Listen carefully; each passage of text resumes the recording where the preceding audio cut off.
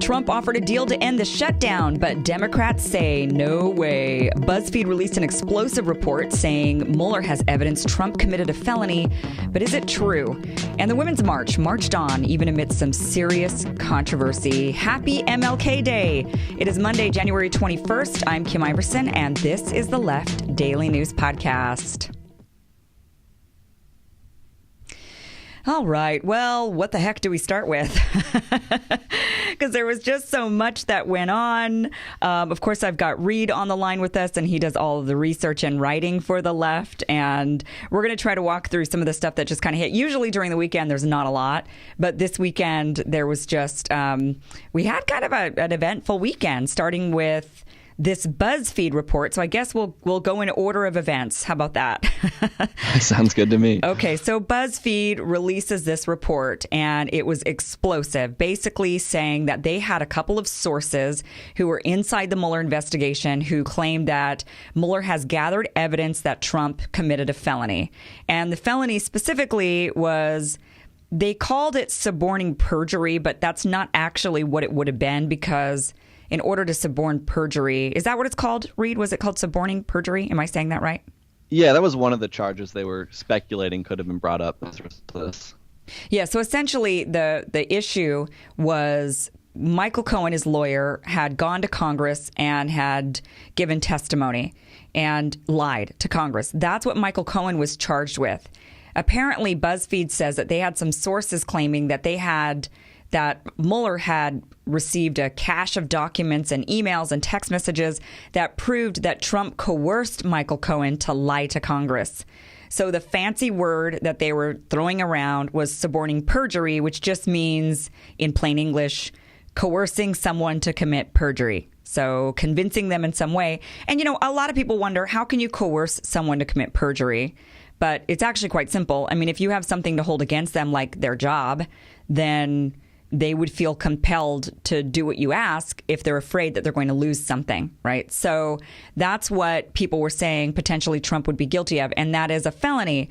But in order to have suborned, I think that's how you say it, right? In order to do that, in order to coerce someone to commit perjury, they have to have committed perjury, and Michael Cohen wasn't charged with that. He was charged with a different crime, which was lying to Congress.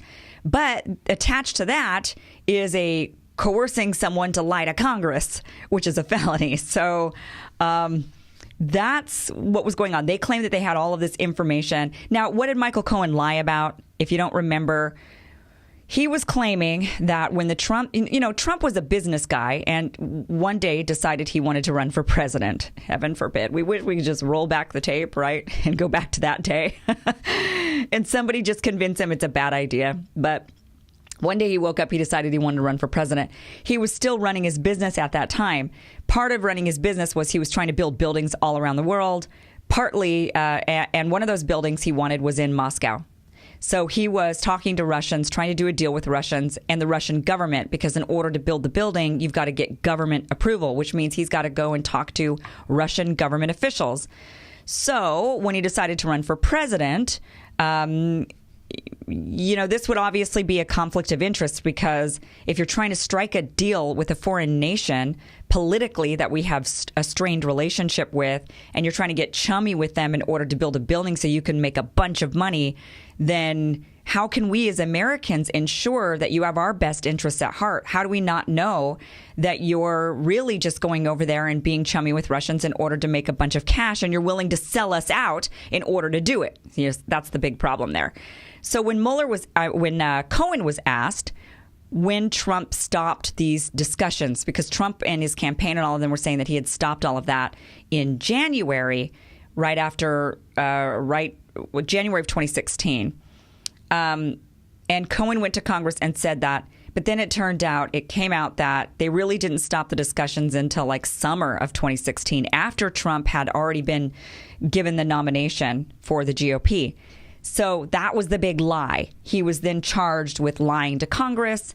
If Trump was messaging Cohen and saying to Cohen, hey, lie for me, do the right thing and lie, then that would be the coercion part, and that's a felony.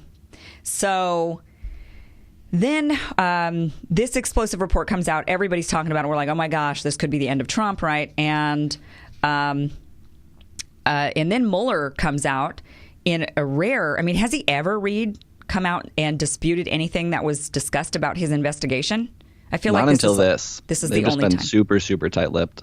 Yeah, so, Robert Mueller's a real pro, and he's been tight-lipped. And then he came out and he said, it's not true. I think that's what he said. Or is it kind of like we can read between the lines and maybe part of it's true with what Mueller said?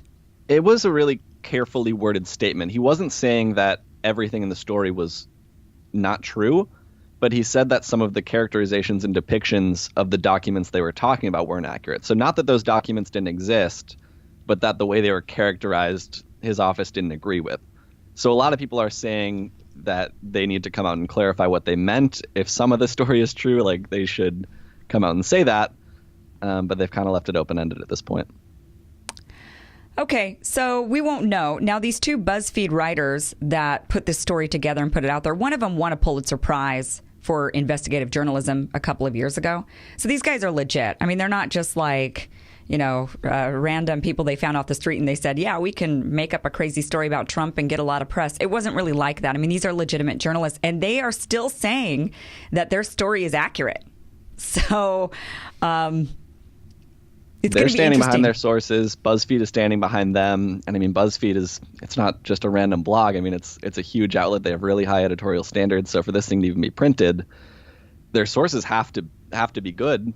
They have to be legit. Now, they're not telling us who their sources are, so we can't really judge for ourselves at this point. We kind of have to take their word for it. But, right now, I mean, it's just, we'll see how it all ends up. I mean, Mueller's investigation should be wrapping up in the next month or two, we hope, and we'll find out everything that's going on. But I did a video on this for my own show, and I really just don't think that this is going to go anywhere. I don't think this is going to take the guy down. Sorry, guys. I know, you want him to go down for something like this, but I just don't think this is going to be it, because we've had, this is coercing someone else to potentially commit perjury, and we've had presidents commit perjury and obstruction of justice, and nothing happened to him. Bill Clinton, he was impeached for perjury and obstruction of justice. That he did, not coercing someone else. And nothing really happened. So I don't really think that this is going to go anywhere. But, and it's not news that the guy might be a crook. I feel like we already kind of know that about Trump, right? So we'll see. We'll see how it all pans out. But let's go ahead and move on to the next event that happened. What happened first, Reed? Was it the Women's March or Trump's announcement, his deal? Maybe it was the march? Yeah, it was the march. I'm not actually sure which happened first. I think it was the march. Well, we'll just roll with it. The march. So let's talk about the very controversial Women's March that marched on. There were plenty of people that showed up. There were a lot of celebrities that came out. There were some, I know Bryan Cranston showed up and Sarah Hyland showed up. And I know Sarah Silverman wanted to show up, but she got delayed because of a flight. And we had some Congress people show up, like Alexandria Ocasio-Cortez gave a speech. So the Women's March marched on. Now, if you don't know about the controversy, there is quite a bit of shade on the Women's March that kind of made it to where we weren't really even sure what was going to happen with it and if it was even going to go on, because, the DNC pulled their sponsorship from the Women's March. A lot of people kind of distanced themselves and said they weren't going to show up. Some cities even canceled the march altogether. And the reason is there's several women that founded the Women's March. I'm not even sure how this kind of stuff happens. Like, to me, I always thought things like marches and rallies were I didn't realize they were kind of like a business. And I feel like after reading into this a bit, it seems like there's like a business aspect to this. Not saying these women are walking away with a bunch of money or anything, but it's run like an actual organization. And apparently the women that were in the organization, the founder said that she was kicked out because of for being Jewish by the other current leaders, Tamika Mallory and Carmen Perez. And they then denied that allegation, saying that they did not kick her out because she's Jewish. But then there was some other stuff that came out, like Tamika Mallory she's a real big fan, apparently, of Louis Farrakhan, who's, I guess, very anti-Semitic and very...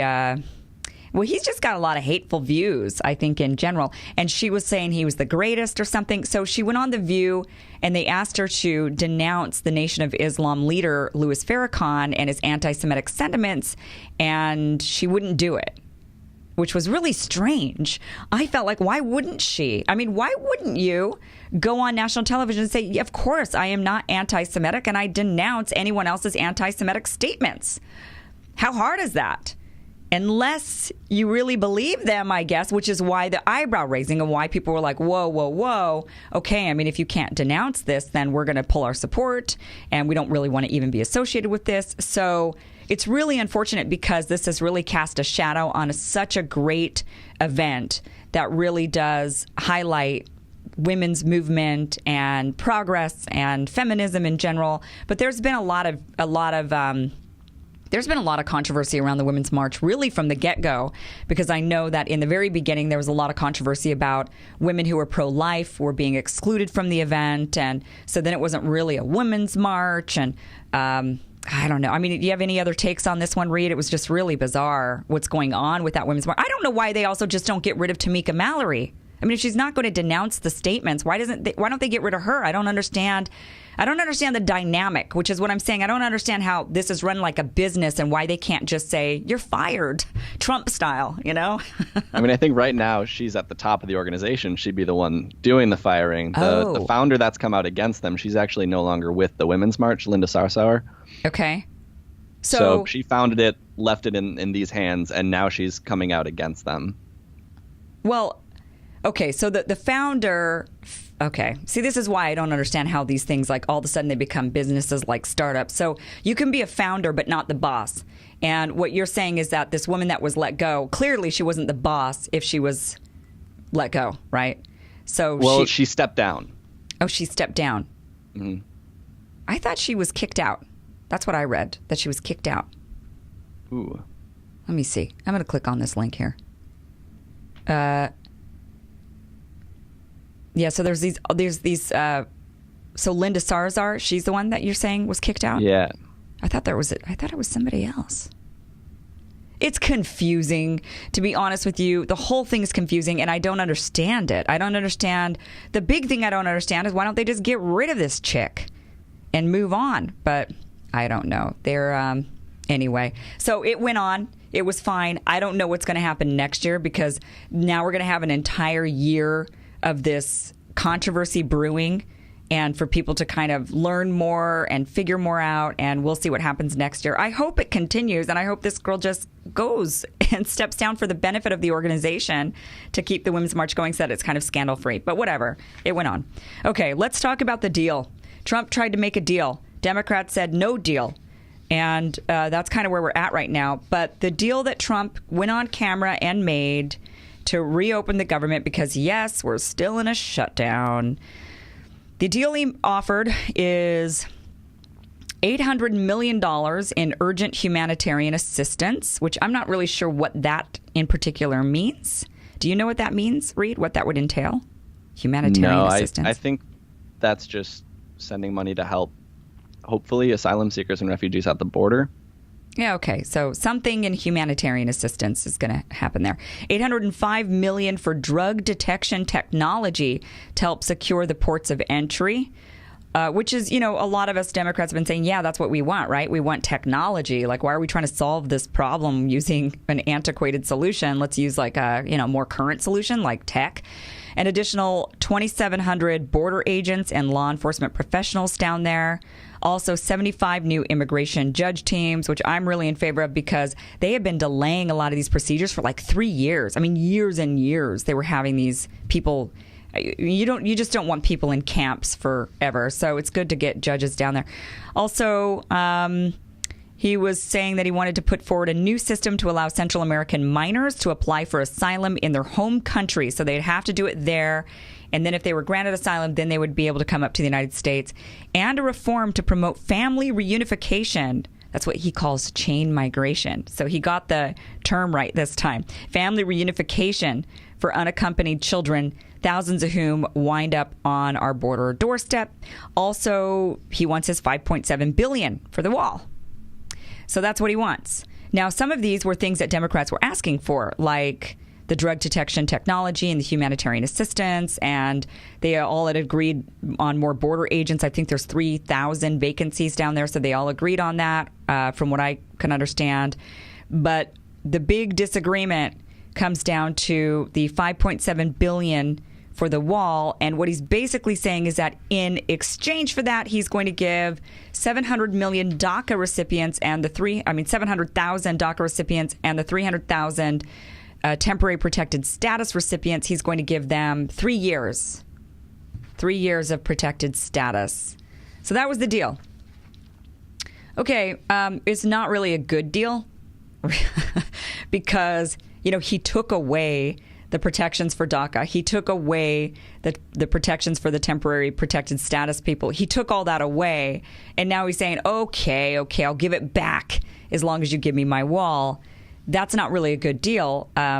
Obviously, a good deal is giving Democrats something that they really, really want in exchange for something you really, really want, I guess.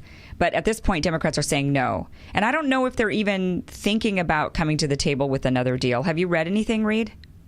No, I don't. I mean, I think they're planning to go forward, passing more bills to reopen the government. They really want to get the government reopened and just not put off the fight over the border wall for now. They just want to get everything opened up and then have that fight. So they're saying, we're not going to make this deal. We don't think it's a good deal. We don't even think you're compromising. These have been things that have been on the table before. Yeah. We're just focused on getting the government open, and then let's have this fight. Yeah, he's not going to go for that. I mean, that just sounds like just end this and walk away with nothing, and then we'll talk. And when he has absolutely no negotiation power after the government's reopened, what does he have except them just saying no and him saying yes and them saying no and them continuing to not give it to him? And I mean, have you met the guy? Have you seen all of his tweets over the last 2 years? Have you heard him for the last 2 years? I just don't think he's going to go for that. So we'll see how this goes out, but federal workers are about to miss their second paycheck, and I mean, they are seriously suffering, so we've got to figure this out. And now I think the ball is in the Democrats' court because Trump's not going to come back with another deal, and Republicans in the Senate are going to have to, I guess, if the Democrats won't go back with another deal to Trump, then the Republicans in the Senate are going to have to decide on whether or not they're going to kind of override Trump and pass a bill to reopen the government anyway, and they could override him if there was enough of them, right? So that's where we're at with the shutdown. It's still a shit show. Okay, let's move on. Oh gosh, Trump and Kim Jong-un are planning on a second summit next month in Vietnam. So any takers that this is actually going to go anywhere and do anything? I mean, why are they meeting again? What's the point? It's because they just like the photo op, I think. But these two are planning on getting together again to talk denuclearization. Yeah. I mean, once again, we've seen Trump in the middle of negotiation because the country's in the middle of a negotiation with him. I'm not sure how these two guys who don't seem to be able to negotiate are going to be able to negotiate anything. But, good photo op, I guess. They're going to go to Vietnam, sit together, take pictures, make more promises, and nothing will really happen there. Okay, let's move on here. And we're wrapping this up. That's all the big news for you today.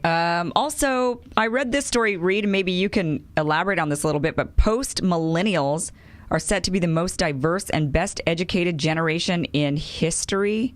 Is this what we're calling the next generation now, post-millennials? So we've got millennials and then post-millennials?